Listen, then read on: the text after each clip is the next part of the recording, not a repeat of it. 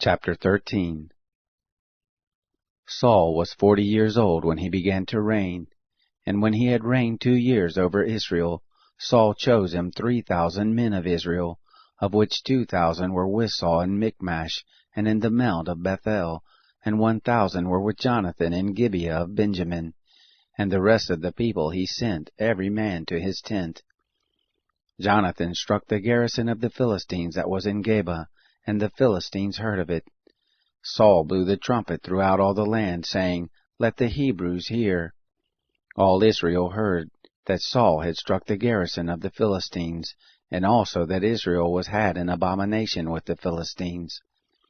The people were gathered together after Saul to Gilgal. The Philistines assembled themselves together to fight with Israel, 30,000 chariots, and 6,000 horsemen, and people as the sand which is on the open seashore in multitude. And they came up and encamped in Michmash, eastward of Beth-aven. When the men of Israel saw that they were in a strait, for the people were distressed, then the people did hide themselves in caves, and in thickets, and in rocks, and in coverts, and in pits. Now some of the Hebrews had gone over the Jordan to the land of Gad and Gilead. But as for Saul, he was yet in Gilgal, and all the people followed him trembling. He stayed 7 days, according to the set time that Samuel had appointed, but Samuel didn't come to Gilgal, and the people were scattered from him. Saul said, "Bring here the burnt offering to me and the peace offerings." He offered the burnt offering. It came to pass that as soon as he had made an end of offering the burnt offering, behold, Samuel came, and Saul went out to meet him, that he might greet him. Samuel said, "What have you done?" Saul said, "Because I saw that the people were scattered from me, and that you didn't come within the days appointed, and that the Philistines assembled themselves together at Michmash. Therefore I said, Now will the Philistines come down on me to Gilgal, and I haven't entreated the favor of the Lord. I forced myself therefore and offered the burnt offering." Samuel said to Saul, "You have done foolishly. You have not kept the commandment of the Lord your God which he commanded you.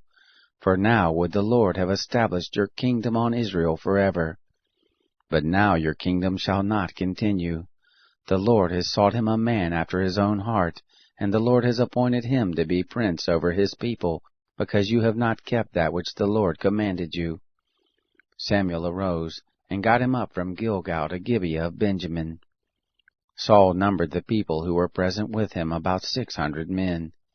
Saul and Jonathan his son, and the people who were present with them, abode in Geba of Benjamin. But the Philistines encamped in Michmash. The spoilers came out of the camp of the Philistines in 3 companies. One company turned to the way that leads to Ophrah, to the land of Shual. And another company turned the way to Beth-horon. And another company turned the way of the border, that looks down on the valley of Zeboim, toward the wilderness. Now there was no smith found throughout all the land of Israel, for the Philistines said, "Lest the Hebrews make them swords or spears." But all the Israelites went down to the Philistines, to sharpen every man his plowshare, mattock, axe, and sickle. Yet they had a file for the mattocks, and for the plowshares, and for the forks, and for the axes, and to set the goads.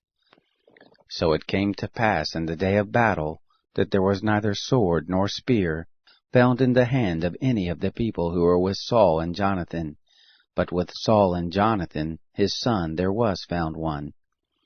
The garrison of the Philistines went out of the pass to Michmash.